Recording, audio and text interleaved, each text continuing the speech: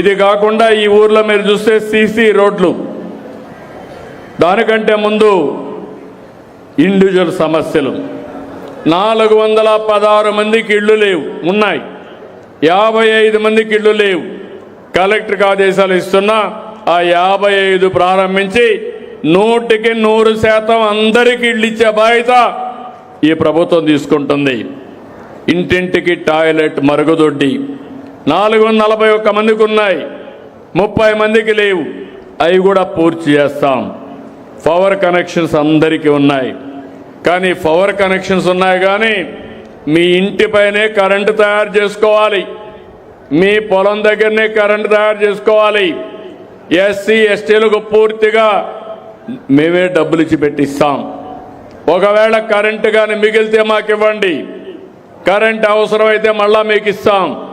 తద్వారా కరెంటు ఛార్జీలు శాశ్వతంగా కట్టే పరిస్థితి ఉండదు. బీసీలకి 78,000 రూపాయలు ఉచితం, అదనంగా 20,000 ఇస్తాం, 98,000 ఇస్తాం. దానికంటే ఎక్కువైతే మీ అవసరాన్ని బట్టి ఎక్కువ పెట్టుకోండి. దానికి ఎప్పటికప్పుడు కరెంట్ ఛార్జీలు కట్టే పరిస్థితి రాదు. రైతులకు విజ్ఞప్తి చేస్తున్నా, మీ పంప్ సెట్ దగ్గర ఒక సోలార్ పెట్టుకోండి. సోలార్ పెట్టుకుంటే ఆ కరెంటు మీరు వాడుకోవచ్చు. మీకు వాడుకొని మిగిలితే గ్రిడ్కి ఇవ్వండి, ఎప్పుడు అవసరమైతే అప్పుడు మళ్ళా తీసుకోండి.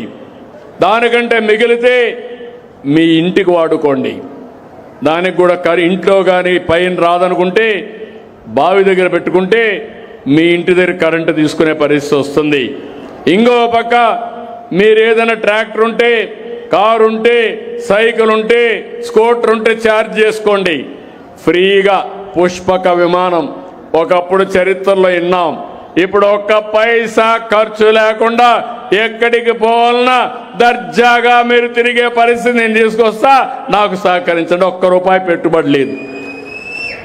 మీ పొలానికి 5 HP కానీ 7 HP కానీ ఎంత అవుతుందో మీరు చేయాల్సింది అక్కడ పెట్టుకొని ఒక మీటర్ పెట్టుకుంటే మీకు కరెంట్ ఛార్జ్ చేయం. ఇప్పుడు ఇచ్చిన కరెంటు ఉచితంగానే ఉంటుంది.